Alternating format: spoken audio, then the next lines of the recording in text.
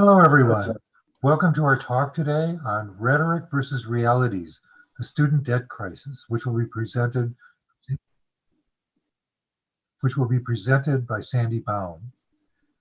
Let me introduce myself first. I'm George Blumenthal. I'm the director of the UC Berkeley Center for Studies in Higher Education and the former chancellor at UC Santa Cruz.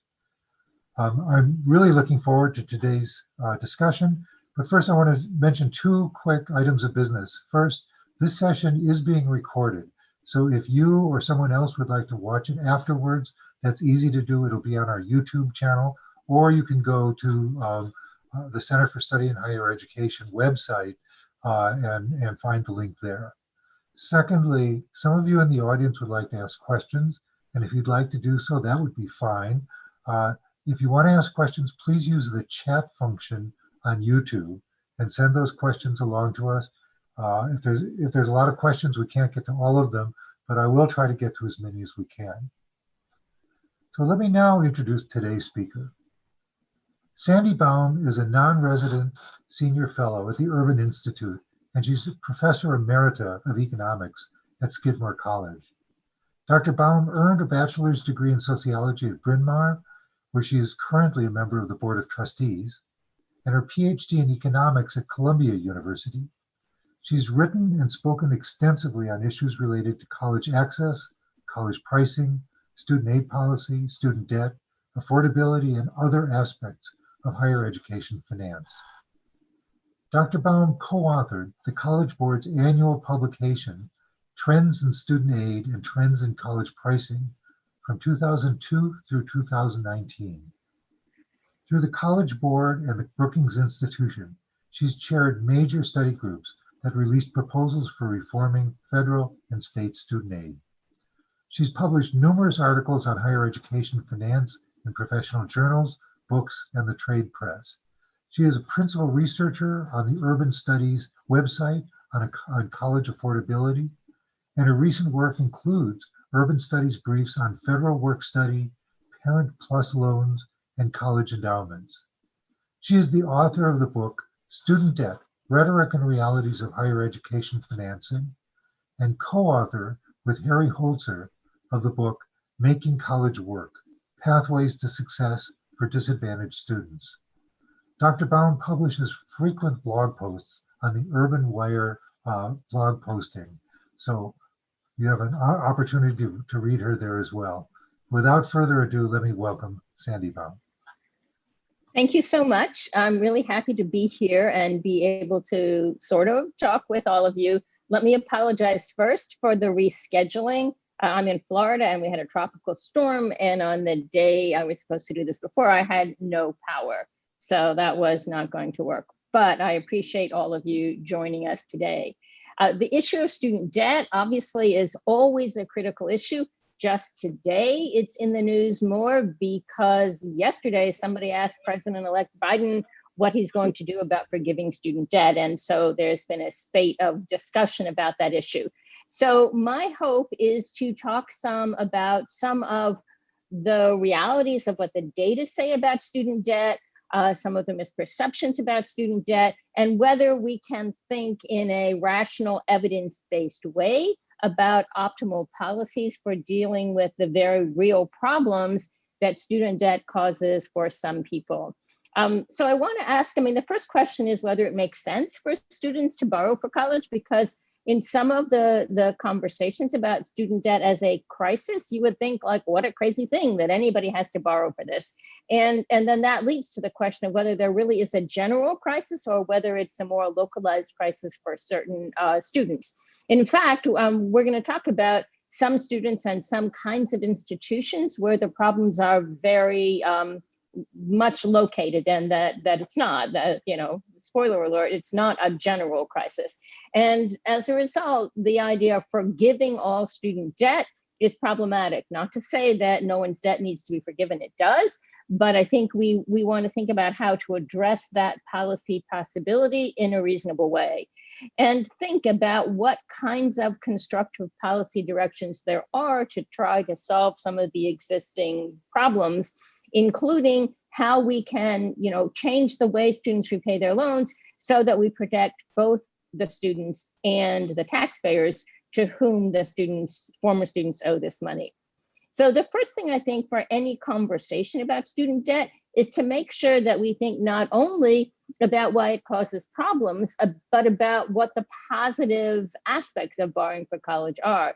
The reality is that if people didn't have any access to credit on reasonable terms for higher education, many people wouldn't be able to go to college at all. It would reduce access. And for many others, it would limit the choices of institutions that they can afford to attend. And when you think about borrowing for college, this sounds very basic, but I think many people don't take a step back to think about the fact that education is an investment. We're not talking about whether you borrow money to go on vacation. We're talking about borrowing money to invest in yourself. And there's on average, a very high payoff to this investment. So you're borrowing money so you can get an education, and you will have a lot of things, but one of the things that you will have is higher earnings over the rest of your life. And those higher earnings can help you to pay off the loans. It's not just like you're, going away and then it will be gone. You'll be paying this money for something that doesn't benefit you anymore. And there is actually a lot of research about how people who have access to loans and who borrow enough money are more likely to graduate from college than people who don't borrow. People are more likely to succeed and therefore have the benefits of an education. And so just saying nobody can borrow anymore would actually do a lot of damage. We do hear a lot of research. I feel like almost every article you read in the newspaper starts out saying, we know that having student loans stops people from being able to buy houses. Well, that's actually not in any way an established conclusion. Much of the research about the impact of student debt is inconclusive, and much of it is misleading. And the reason is you have to ask the counterfactual. I mean, if you say, if I could go to college and somebody else would pay for it and I would get my degree and I wouldn't have any debt, how would that compare to me having to borrow and then I end up with the same degree, but I have debt? Well, obviously, I'm better off if I don't have the debt. I mean, you're better off if you don't have those loan payments to make, assuming you still have the same education and the same income. But the problem is that's not the counterfactual. I mean, what the choice that people make is can I get this education and have the debt, or will I not be able to get this education? And so asking the impact of student debt, you really have to not just compare people who went to college and didn't borrow to people who went to college and did borrow. You have to look at what people's options are, and it's very difficult to do that kind of research. The narrative about student debt always assumes that student debt now is skyrocketing at an unprecedented rate. That it used to be that people didn't borrow to go to college, and now they do borrow a lot, and the rate of increase in the total amount of debt is increasing at an unprecedented rate. So the first question is outstanding education debt, because this $1.5 trillion that you hear about all the time, that is in the aggregate how much people who have borrowed, students and parents, for education, how much they owe.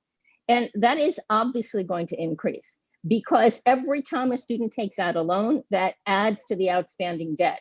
So as long as people are taking out more loans than they are retiring, it's going to grow. As more and more people go to college, outstanding debt grows. And it's not really clear what this number means. What we really care about is what's happening to individual students.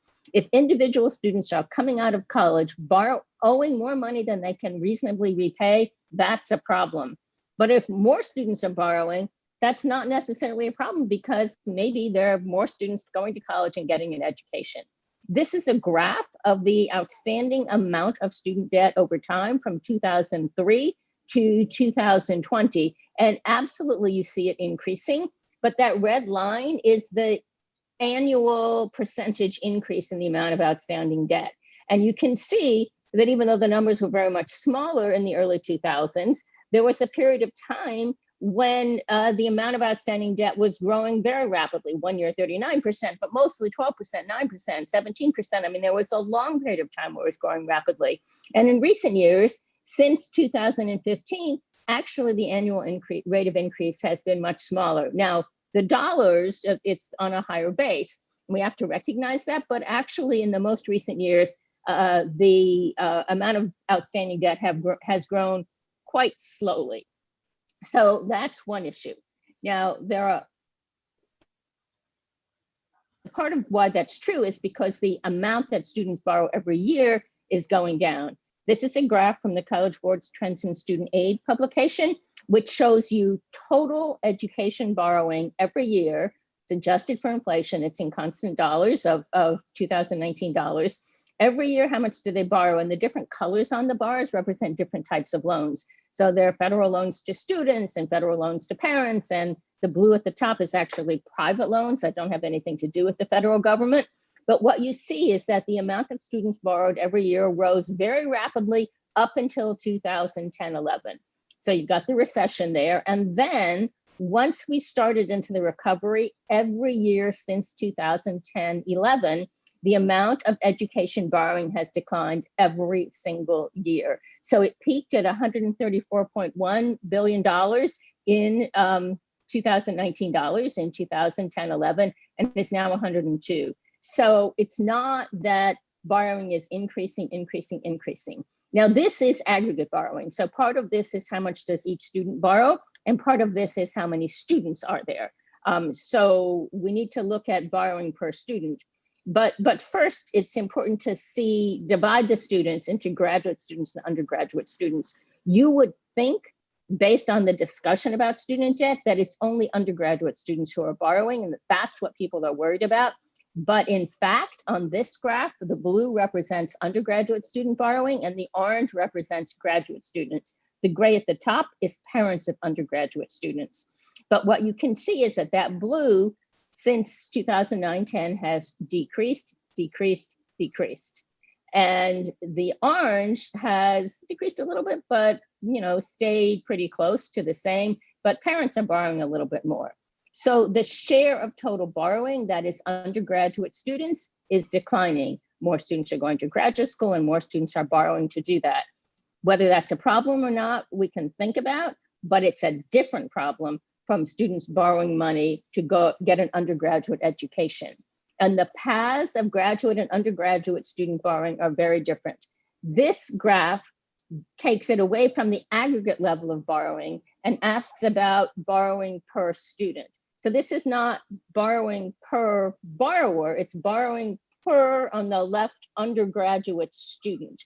So it looks from 1999-2000 for 20 years to 2019-20, what is the average amount of grant aid, the blue line at the top, per student, and what is the average amount of federal loans, the orange line, per undergraduate student. And what you see is, again, that since 2010-11, every year, it's not just, as on the previous graph, that aggregate borrowing, total amount borrowed has declined, but the amount borrowed per student has declined. So it's not just about fewer people going to college, it's about the people going to college borrowing less. So in 2019-20, on average, per student, undergraduate borrowing was $4,090. And those undergraduate students were getting an average of $9,850 in grants per student. That grant aid has continued to rise even while the loans per student are decreasing. If you look at the graph on the right, that's graduate students. And the first thing that you see is how much higher that yellow line is than it is for undergraduate students. So in 2019-20, when the average undergraduate student was borrowing $4,100, the average graduate student was borrowing more than $17,000. And that has also come down from a peak, but it hasn't gone down as rapidly, and there were a couple of years when it increased. So a lot of any increase in borrowing is among graduate students, and undergraduate students are not borrowing more and more. And that's really important, that they're not borrowing more and more. And you see that reflected in what's happening to the amount of debt with which students graduate.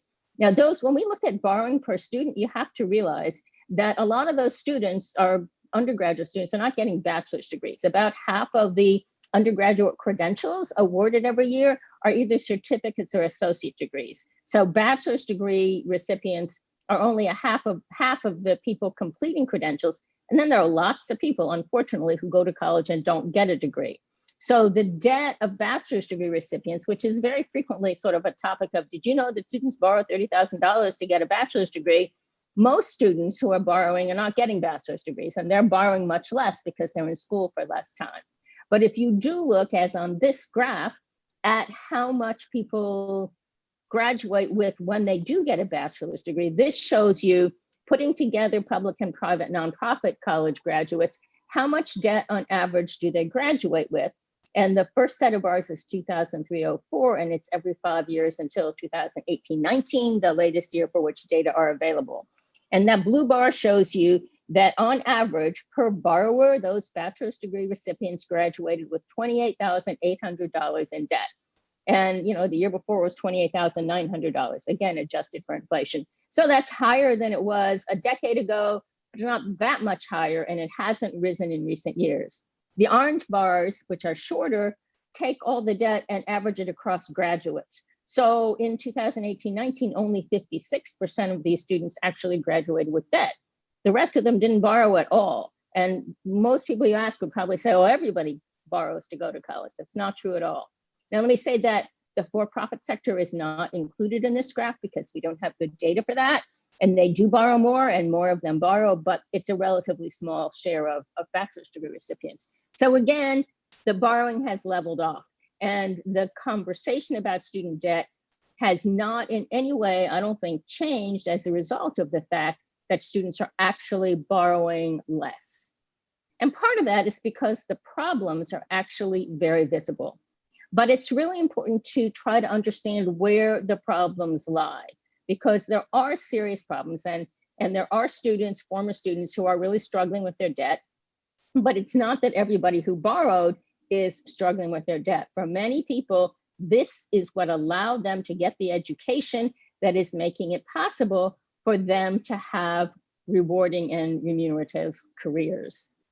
So if we look at who struggles to repay their loans, the first issue is that people who go to college, borrow money, and don't graduate struggle the most. They are far more likely than others to default on their student loans. So this is a graph that shows you, it's not the most recent year, it's very complicated to do this, but from 1995-96 to 2011-12, it shows you the default rates for students who graduated, and graduated means got any credential. It's not bachelor's degrees, it's any credential. If you went and got a certificate, you graduated.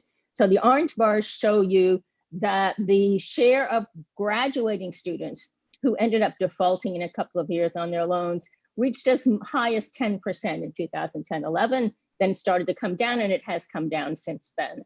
But the blue line shows you the default rate for students who leave without a credential, and it was as high as 30% in 2009-10, and came down to 24% by 2011-12. So a huge difference, same pattern, same cyclical pattern, but much, much higher default rates for people who do not complete their degrees. Another factor that is associated with high rates of default, but also with high levels of borrowing for specified types of degrees, is for-profit institutions. So this graph focuses again on bachelor's degree recipients. So the last one was anybody who went to college and borrowed money. This is people who completed a bachelor's degree in 2015-16. Again, the latest time for which we now have the data that would allow us to do this. And it asks, what is the distribution of total debt with which these students left school having earned a bachelor's degree? So 29% of them did not have any education debt. These are bachelor's degree recipients. At public institutions, it was a little bit more than that. At private nonprofit, it was a little bit less. But at for-profit institutions, which only produced 9% of the bachelor's degrees, only 13% of the students earned a bachelor's degree without borrowing.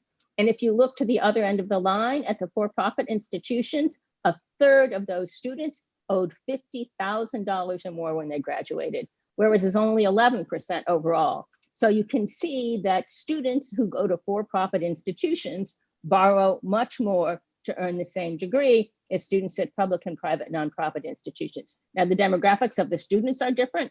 You don't have a lot of affluent students going to for-profit institutions for their bachelor's degrees, But still, even if you control for income, no matter what you control for, going to a for-profit institution definitely increases the amount of debt you're likely to have. That seems like something we could do something about. A much more difficult problem is that Black students borrow much more than other students. And this is true, pretty much no matter what you control for. So this is, again, bachelor's degree recipients from 2015-16. And it shows that Asian students, 41% of them graduated without debt. And it's, of course, not that they're all rich. I mean, some of it has to do with family income levels, but some of it has to do with the choices that they make, the attitudes that they have. 33% of Hispanic students graduated without debt, but only 14% of Black students were able to manage this. And 21% of the Black students had $50,000 or more in any other racial or ethnic group. This is a serious problem. It obviously has a lot to do with the racial wealth gap and the resources that people have available to fall back on and to help them finance their college education.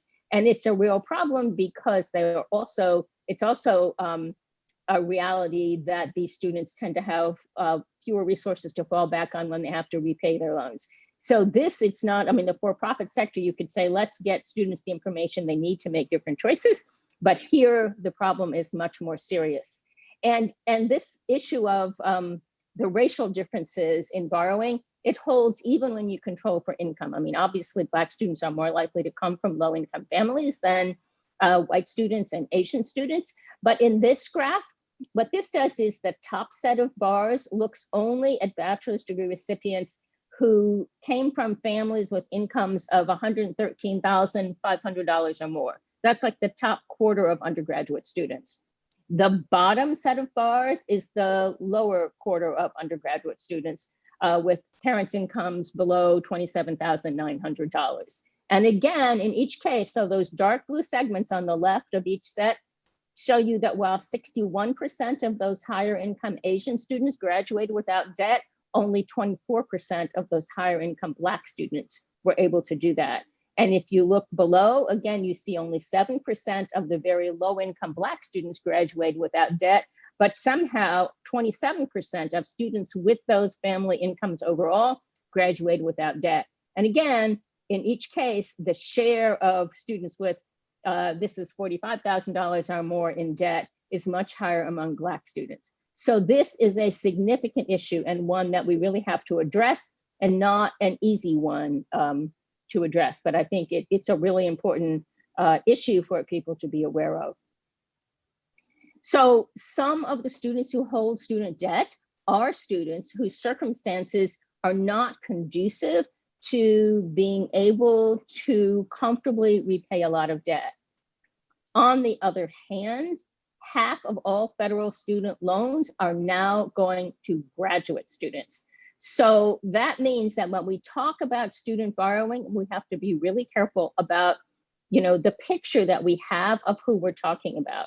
So the lines at the bottom of this table have only student loans in them, not parent loans. And the lines at the top have parent loans. But if we're worried about how people repay their loans, it's the student loans. If you're an undergraduate student and your parents take a loan, you're not obligated to repay that loan, they are. So looking just at the student loans, the loans that the federal government makes to undergraduate and graduate students, half of them now are going to graduate students. And if we're talking about how we're going to pay for education, if we're talking about what we're going to do about students borrowing money, we have to recognize that fact. Graduate students are far less than half. They're maybe 13-14% of all students. And so they are borrowing, as we saw in an earlier graph, much more than undergraduate students. But these are all people who already have a bachelor's degree wherever they came from. They are people whose incomes are quite likely to be near the top of the income distribution. So what we see as a problem becomes a very different question from what we see as a problem for people who are just trying to get someplace where they can hope to have some sort of a reasonable job and a reasonable income. And the graduate student borrowing, I mean, I do think we have to worry about some of it, but we have to be careful which parts of it we worry about. Master's degrees are growing. I mean, a lot of people think, oh, I don't know how I'm going to get a job. I'll get a master's degree.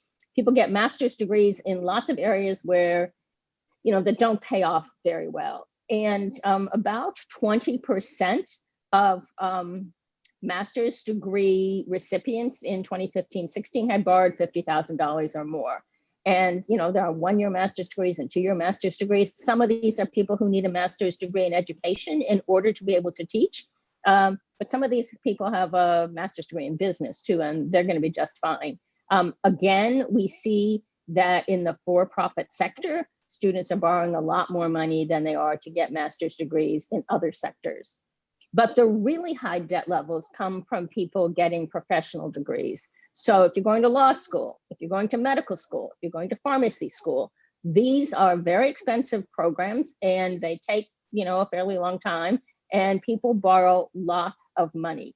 So overall, for professional degree recipients, those who completed their degrees in, 2015-16, 20% of them graduated with $200,000 or more in debt. And for most medical school students, this is the story. That's how they end up.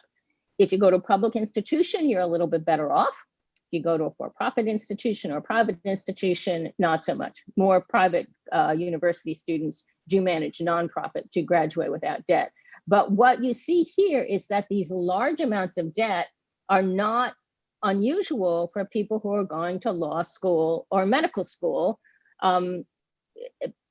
But that's really not what people are thinking about. When they hear stories of people with large amounts of outstanding debt, they aren't thinking, oh, that poor physician, how are they going to manage? That poor lawyer, how are they going to manage? When we talk about forgiving student debt, we have to remember that the people who accumulate this much debt are largely these people. When we looked at how much bachelor's degree recipients graduate with, it was shocking to see people above $50,000. And here, above $50,000, that's, the vast majority of students. So that's really important perspective for understanding who it is who holds large amounts of debt. And then it follows from that's about who's borrowing. But if we're talking about who has debt now, if we're talking about that outstanding debt that we looked at the beginning, if we're talking about policies that would forgive the student debt that people have, we need to ask where people are now. So if you started out in a low-income family, but then, you went to law school or medical school, you may now be in a very different position on the income distribution. And this graph looks at what is the household income of the people who currently owe education debt. And the bottom bar here takes the share, all the total outstanding debt, and divides it into quintiles, 5 equal groups in the population of households. And what we find is that 26% of that debt is held by 20% of the households who have the highest incomes. And only 5% of the debt is held by the 20% of households in the lowest quintile. So if you're thinking, let's help these poor, struggling people by forgiving student debt, only 5% of that benefit would go to the 20% of households who have the lowest incomes now. A disproportionate amount would go to the upper half of the income distribution. So that's not surprising, because you look at who borrowed lots of money, it was people who went to graduate school who borrowed lots of money. And they, of course, not everyone, but most of them have incomes in the upper half of the income distribution. The share of monthly payments is even more skewed than the share of outstanding debt. So fully 39% of the monthly payments are required of people who are in the upper 20% of the household income population. And part of that is because if you don't have any money, you can be in an income-based repayment program. You won't have to make payments. So a lot of people are making payments that depend on their incomes, or if they're unemployed or they don't have income, they're in deferment, they're in forbearance. We're not asking them to make payments. But if you have a high income, we are asking you to make your payments. So if you think about right now during COVID, one of the policies that we have in place to prevent people to mitigate people's struggles is that nobody has to make payments on their federal student loans. There's no interest charged. You don't have to make any payments. So the question is, who is that helping? And what you can see here is, and this is not an argument against doing it because it is helping everybody who has those payments, but a big part of that help is going to people who, at least before the pandemic, had high incomes, relatively high incomes. And we know that the pandemic has, of course, decreased income for people at the bottom much more than it has those of us who are, working on Zoom instead of being unemployed. So that's a really important piece of understanding what it would mean to forgive student debt. And all of these pieces put together, the story is that there are lots of people who have small amounts of debt, and there are a few people who have large amounts of debt.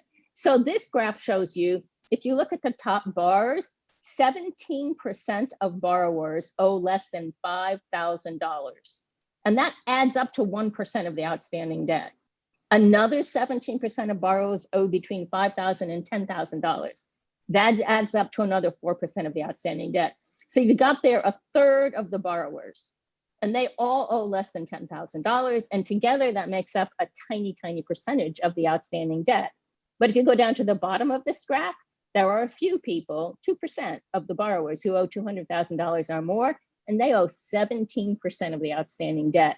And you add in the other 5% of borrowers who owe between $100,000 and $200,000, they owe another 20%. So those people, like if you said, let's erase all that debt, these people would be huge beneficiaries of erasing that debt. Small number of people, most of them hold professional degrees or other kinds of graduate degrees, and it would erase a large share of the outstanding debt. So keeping these facts in mind, I think, is really important for understanding policy options. The policies that we have in place now were made very quickly. I mean, we needed to do something. We needed to do everything we could because of the COVID crisis. And so right now, what we're saying is you can't collect on delinquent loans. I mean, if somebody has defaulted on their loan, forget it, leave them be. Nobody has to make a payment, no interest accrues. And again, that policy has a lot of benefits, but it disproportionately benefits people in higher income households. And one issue is that we do have this system of income-driven repayment, and not everybody's automatically in it. It's flawed, it's got bureaucratic problems, it needs to be improved, but about a third of borrowers are in it. More than that, it increases every day. And if your income is below 150% of the poverty line, you just don't have to make a payment. So if you're a low income person and you're in that program, waiving these payments doesn't matter to you. If you're unemployed, waiving the payments, you wouldn't have to make payments anyway. So it's only people who could be affording to make payments who have their payments waived. And if you think about what the 0% interest does, if you owe $200,000 and it's, at a 4% interest rate, that's going to be a lot of money. If you owe $5,000 at a 4% interest rate, not so much. That's not really your biggest problem. So, what should we do about this? I mean, clearly we need to do something, and this issue is not going to go away, and a lot of people are struggling, and it makes sense to wait until the situation is better before we go back to normal. One thing we could do is we could continue to say you don't have to make payments, but we could say actually the interest is going to accrue if you don't pay it. So we wouldn't be making those big gifts to those people with lots of debt. We could say if you have a low income, even if you're not in that income-based program, you don't have to pay. We could automatically put people into that income-based program, and that would take care of it. People with low incomes, people who are unemployed would not have to pay. We could also sort of say, if you miss payments, we're not going to come after you. Right now, you have people who could easily make their payments who aren't making them because we've made it actually quite difficult to make your payments. So we should think carefully instead of just saying, oh my God, student loans, that's a big problem. We should do something about it. And this, I think people just don't know about income-based repayment. But this, again, this shows you what I just mentioned. That is, how do people repay their loans? And the first set of bars over here is income-driven repayment. 32% of the borrowers and 53% of the outstanding debt are in those programs, because if you have big debts, you're more likely to go into those programs. That's increased very, very rapidly. And we could increase it even more, so nobody would be expected to make a payment that they can't afford. And if you think about it, if everybody was already in those programs, then we wouldn't be worried about people becoming unemployed and unable to make their payments, because automatically their payments would go to zero. If people are automatically enrolled in it. And that would be particularly true if we use the IRS. If your payments were withheld from your paycheck, when your paycheck disappeared, your payments would disappear. And so there is a long-term solution that if something like this happens again, we're prepared and we can help all of the people who need help. There are other problems with this system as it now stands. One of them is that, if you pay like 10% of your discretionary income for 20 years and then the balance is forgiven, but you pay 10% of your discretionary income for 20 years, whether you borrowed $5,000 or $150,000, obviously you should pay back more if you borrowed more. We could make a system that takes that into account. And we also need to do something about the fact that if you can't afford your payments, nobody makes you pay, but they still have interest accrue. So you hear these stories about people who say, I borrowed $10,000 and now I owe $30,000. There's no reason to do that. You could just stop the interest from accruing on these people, because if they couldn't pay the $10,000, they're not going to be able to pay the $30,000. And there's no reason why somebody who borrowed $10,000 has to wait 20 years to have that forgiven if they have insignificant income. So we could improve these programs. We should improve these programs. This would be a much better strategy for targeting relief on the people who really need that relief. Another part of the issue that actually drives me crazy that people talk less about when I hear about the idea of forgiving student debt is all the other debt that's out there and the debt with which people are struggling. So total outstanding household debt and mortgage debt and home equity debt, obviously by far bigger than student loan debt. People are always saying student loan debt is the biggest other than mortgage debt, but the difference is very big. And the difference between student loan debt and auto debt is not very big. And of course, if we did away with federal student loans and everybody just put college on their credit card, then we'd have higher credit card debt and no student loan debt, and nobody would be better off. So thinking about the arguments that people are making, you really want to think hard about how they are, how to explain them and what the evidence is.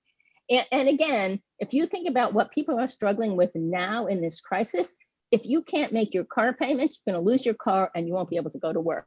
If you can't make your rent payments, if you don't get evicted, then you have a nice landlord and you're still going to owe all that money at the end, right? That's not true of these student loan payments. You're just paused. You're just going to be able to pick up as though this had never happened. There were 7 million Americans at least 3 months behind on their car payments before the pandemic. And most of those people are in low income, majority Black or Hispanic neighborhoods. That's not true of the people holding the largest student debt. Lots of people have medical debt. A startling number of people with low incomes report having medical debt. And if you think people shouldn't have to borrow to go to college, you surely think they shouldn't have to borrow to get medical care. 12 million Americans are taking out payday loans each year and paying absurd interest rates and usually rolling them over. So all of these kinds of debt somehow are not in the conversation in the same way that student debt is in the conversation. So it's not to say that student debt is not a problem for a lot of people, but other kinds of debt are a much bigger problem for a lot of people who are in much worse circumstances. And so the idea that if we just got rid of student debt, we would solve the debt problems in this country, I think is not a very realistic approach. So from a public policy perspective, we need to think more creatively. From an institutional perspective, because most people here are affiliated with higher education institutions, there's a lot that institutions can also do, not so much to relieve the debt of people who have already borrowed, but to reduce the problems of future former students. And that really is focusing on student success. I mean, as we saw before, the default rates among people who don't graduate are much higher, about 3 times higher than those who do. So we need to help students succeed. We need to make sure that, prices don't go up too rapidly, but understanding that a very large share of borrowing covers living expenses, not tuition. So even students who don't pay tuition because they have the grant aid to cover it, still borrow. They borrow almost as much as the people who do pay tuition because they have to live while they're in college. So we need to help them succeed. We need to get them through college more quickly. A 5th year of college adds dramatically to the cost of being in college and to the amount that students borrow. We need increased need-based student aid. We need to focus on the students who cannot afford it and we need to give them more money. And we have to help give them advice about where they should go to college, what they should study, and how they should pay for it. And so I added this graph because somebody had asked about free college, and this is a graph that just illustrates the point that I just made, that borrowers who don't pay tuition, these borrowers on the left, they pay zero net tuition, grant aid has covered everything, and their amounts of borrowing are about the same as the amounts of borrowing for people who do pay tuition. So it'd be great if tuition were lower, but we shouldn't think that that will solve the problem. So we need to focus more on targeting our solutions. We need to protect people who are particularly vulnerable. We need to minimize the amount of people borrow in the future, but we should not forgive all the outstanding student debt. It would be better to forgive the $10,000 that people are talking about now, but still that $10,000 would be a lot of money that, I mean, it's like saying, we're going to give a handout of $10,000 to a lot of people. Who's going to get it? Well, you didn't go to college, you don't get it. We're not worried about you. We're only worried about the people who did go to college. And that to me doesn't seem like a progressive policy. So we need to focus on non-completers. We need to focus on for-profit institutions. We need to focus on Black students. We need to prevent future problems. And we need to solve the current problems in a more nuanced way than just saying, oh my God, student debt, terrible problem. Thank you. So I hope people will have some questions. Well, thank you, Sandy. That was fantastic. And I think you've educated all of us about the student debt crisis. Let me start by asking kind of a general question. There is a discussion, a legitimate discussion, about whether or not higher education is a public good or a private good. And there are those who have argued that because higher education is a public good, and in particular that taxes that are collected on the increased income of students more than repays the cost of higher education. Is that an argument, a legitimate argument for actually decreasing the amount of student debt going forward? So this public good conversation is always one that irritates me. I probably share this with other people who have studied economics.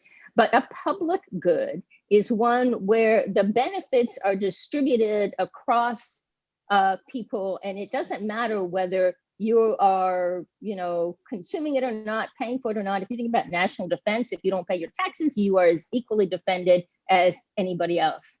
And we can't exclude you from it, right? And the benefits to you are not diminished by the fact that other people are also benefiting. Higher education does not fit that definition. It is very clear that, first of all, we exclude lots of people who don't pay. You don't pay, you don't get it, right? And if I go to college, it is absolutely true that there are social benefits. We as a society are much better off if more people have access to and success in higher education. But I get the biggest benefit if I go to college. So really what it is that there are both private and public benefits. There are positive externalities in the same way that pollution is a negative externality, and that, people around you, are breathing that air that you've polluted. That's a negative externality. It doesn't mean that it's equally shared by everyone. So there are definitely public benefits to higher education. Society should subsidize it. It's more efficient if we subsidize it. It's more efficient if we get more people in education. It's also an equity issue because excluding people from education just because they can't afford it is obviously inequitable. Huge public benefits. But that's different from saying, oh, it's a public good. Why should I have to pay for anything for my own education?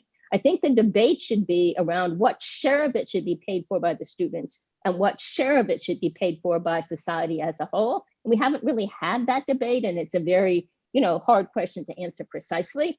We have certainly moved in the direction of more and more of it being paid for by the students as appropriations go down, tuition goes up, and we didn't do that on purpose. And we've almost certainly moved too far in that direction. Society should pay for more of it, and particularly more of it for people from less advantaged backgrounds. But that doesn't mean, oh, it's a public good. Why does anybody have to pay for their own education at all?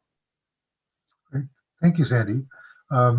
We had a question come in on chat, which is, why are Black students more vulnerable to debt?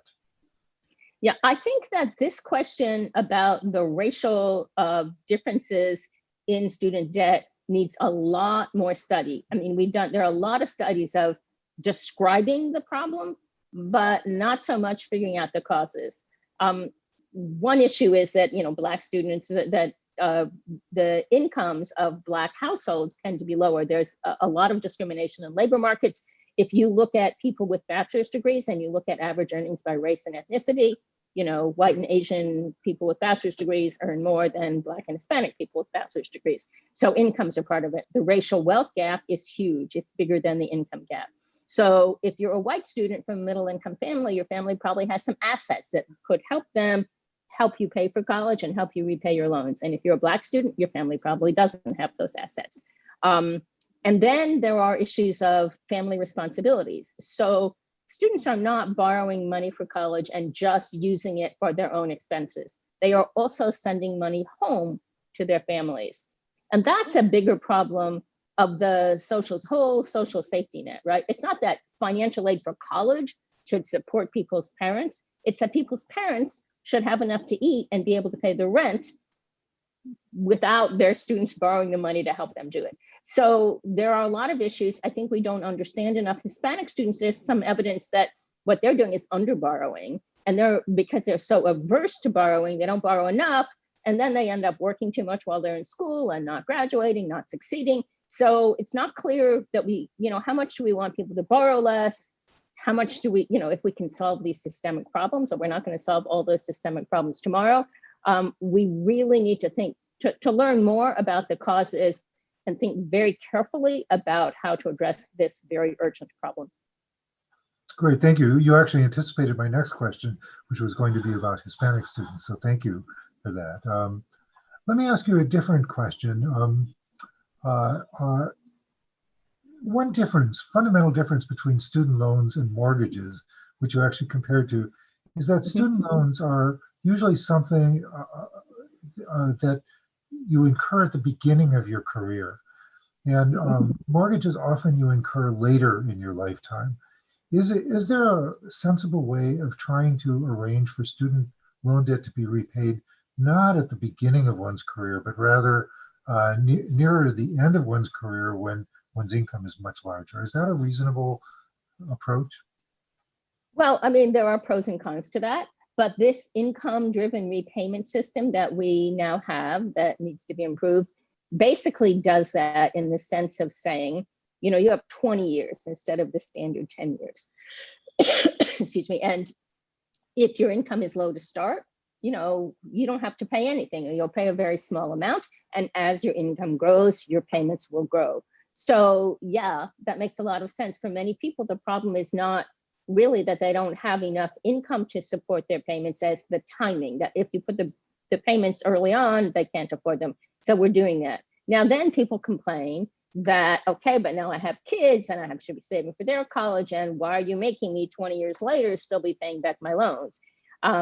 So, some people would rather pay it all off in a couple of years and live like a student for a few years and then be done with it. And people should have that choice.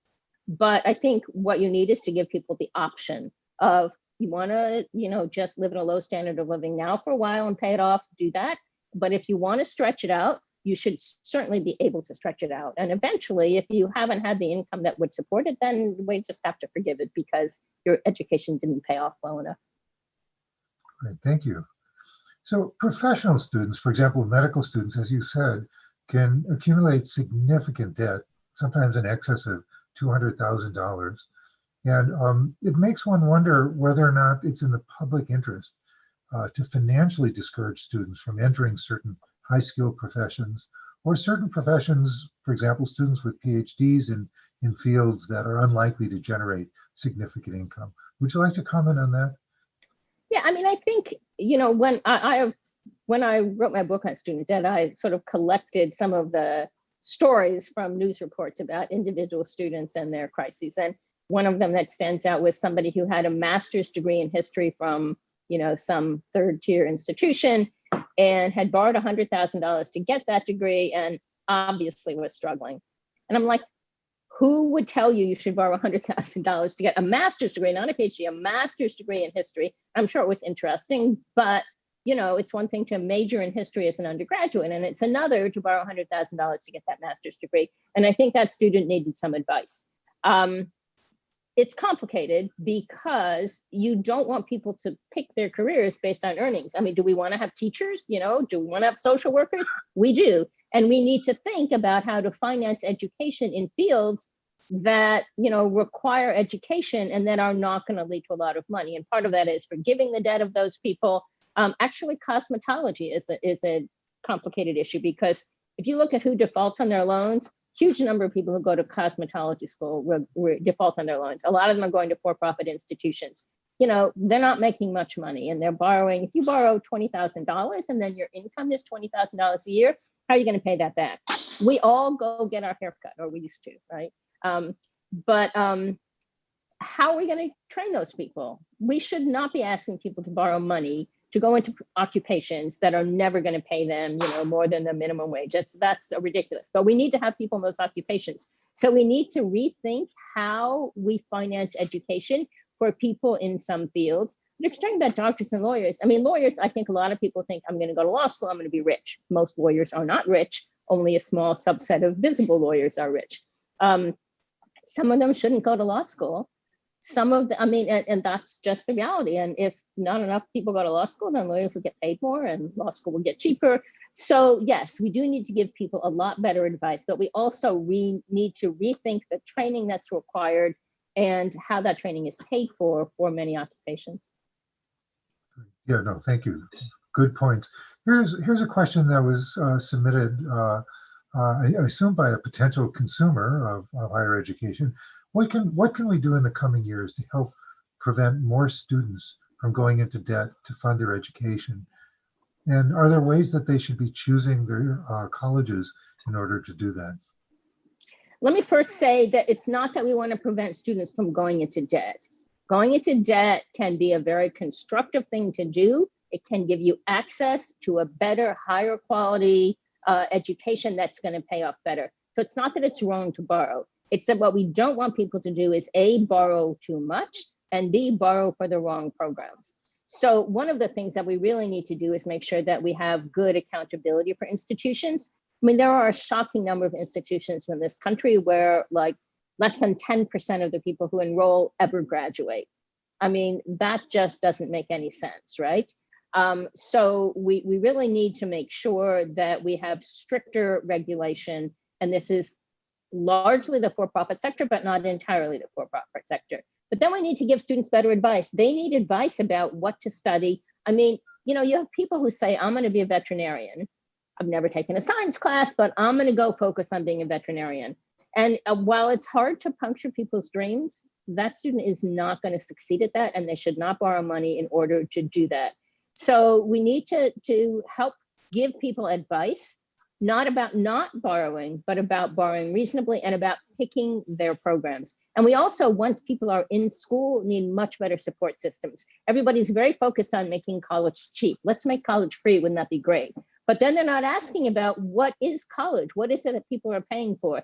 If you require all public institutions to charge zero tuition, how are they going to have the resources to support the students who are there so that they succeed and get the benefits of higher education? And there's a lot of growing evidence that if you give $1,000 to an institution to help a student, to support a student to succeed, that's going to help the student much more than taking $1,000 off of their tuition. So we need to think not just about how much they pay and how much they borrow, but about what they're getting for their money. Good point. Well, you alluded to it, but let me follow up by asking about for-profit colleges. And just to remind you that during the Obama administration, there was a significant effort to at least take a careful look at for-profit colleges through the gainful employment requirement and other such requirements. Many of those requirements disappeared under the stewardship of the Department of Education of Betsy DeVos. Yes. And so now there's a real opportunity to kind of change the playing field. Do you advocate for that? Do you see a change coming in terms of regulation or oversight of the for-profit sector, and certainly the implications that will have for student debt? I do. I mean, this is one of these pendulum issues, right? Like you go to one extreme and you go to the other extreme. There's a lot of talk now about what the appropriate accountability standards would be. It's not easy. because what you don't want is to discourage institutions from taking students who are not stars, right? I mean, you don't really want them to enroll everybody. I mean, there's stories about, people going into homeless shelters and recruiting people who don't even know what they're being recruited for. But you do want students to have a chance to succeed if they have a reasonable chance of succeeding. I will tell you that I'm part of a group it's like a bipartisan group of people trying to agree on how should we regulate the for-profit sector. And there are people in the group who have run for-profit institutions and are real cheerleaders for the sector. And then there are people who are not. And there is a lot of consensus that that many of the circumstances are unique. The fact that you're trying to make money and that you always have to grow is pretty unique to the for-profit sector. But there are also lots of nonprofit institutions that are not doing a good job of helping students to succeed. And so the issue is, why are we giving people federal student aid to go to institutions where they are unlikely to graduate and unlikely, whether they borrow or not, to be able to make a reasonable living, and certainly unlikely to repay their loans? And yes, I do think that the Biden administration will certainly move more in that direction. And we'll get to that same question we're asking about a lot of things about what can he do through regulation and what will have to go through Congress and what will Congress do.